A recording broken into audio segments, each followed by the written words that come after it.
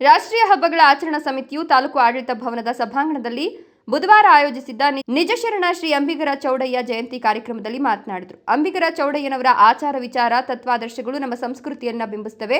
ಸಮಾಜದ ಅವ್ಯವಸ್ಥೆ ವಿರುದ್ಧ ವಚನ ಸಾಹಿತ್ಯದ ಮೂಲಕ ಹೋರಾಟ ನಡೆಸಿದರು. ಸಮಾಜದಲ್ಲಿನ ವಿವಿಧ ಪಿಡುಗುಗಳನ್ನು ದೂರ ಮಾಡಿ ಸಮಾಜದ ನಿರ್ಮಾಣಕ್ಕಾಗಿ ಹಗಲಿರುಳು ದುಡಿದಿರುವ ಮಹಾನ್ ಸಂತ ಅಂತ ಹೇಳಿದರು. ಶಿಕ್ಷಕ ಚಿಕ್ಕಪ್ಪಯ್ಯ ಮಾತನಾಡಿ 12ನೇ ಶತಮಾನದ ವಚನಕಾರರನ್ನ ಗಮನಿಸಿದ್ರೆ ಅಂಬಿಗರ ಚೌಡಯ್ಯನವರ ನಡೆ ನುಡಿ ವಿಶಿಷ್ಟವಾಗಿರೋದನ್ನ ಕಾಣಬಹುದು.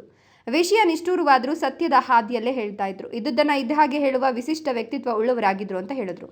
ಸಾಮಾನ್ಯವಾಗಿ ಪ್ರತಿಯೊಬ್ಬ ವಚನಕಾರರು ತಮ್ಮ ವಚನಗಳ ಕೊನೆಯ ಸಾಲಿನಲ್ಲಿ ಅವರ ಆರಾಧ್ಯ ದೈವದ ನಾಮವನ್ನ ಅಂಕಿತ ನಾಮವನ್ನಾಗಿ ಬಳಸ್ತಿದ್ರು. ಅಂಬಿಗರ ಚೌಡಯ್ಯ ಮಾತ್ರ ತಾವು ಮಾಡಿದ ವೃತ್ತಿಯನ್ನ ಅಂಕಿತ ನಾಮವನ್ನಾಗಿ ಬಳಸ್ತಿದ್ರು. ಅವರ ತತ್ವ, ಆದರ್ಶ, ಸಿದ್ಧಾಂತಗಳನ್ನ ಜೀವನದಲ್ಲಿ ಅಳವಡಿಸಿಕೊಂಡ್ರೆ ಮಾತ್ರ ಜಯಂತಿ ಆಚರಣೆ ಅರ್ಥಪೂರ್ಣವಾಗ್ತದೆ ಎಂದರು. ಅಂಬಿಗರ ಚೌಡಯ್ಯ ಭಾವಚಿತ್ರಕ್ಕೆ ಪುಷ್ಪಾರ್ಚನೆ ನೆರವೇರಿಸಲಾಯಿತು. ಎಸ್ಎಸ್ಎಲ್ಸಿ ಮತ್ತು ಪಿಯುಸಿ ಪರೀಕ್ಷೆಯಲ್ಲಿ ಅತಿ ಹೆಚ್ಚು ಅಂಕ ಗಳಿಸಿದ್ದ ಸಮುದಾಯದ ವಿದ್ಯಾರ್ಥಿಗಳನ್ನು ಹಾಗೂ ವಿವಿಧ ಕ್ಷೇತ್ರಗಳಲ್ಲಿ ಸಾಧನೆಗೈದ ಮುಖಂಡರನ್ನು ಸನ್ಮಾನಿಸಲಾಯಿತು.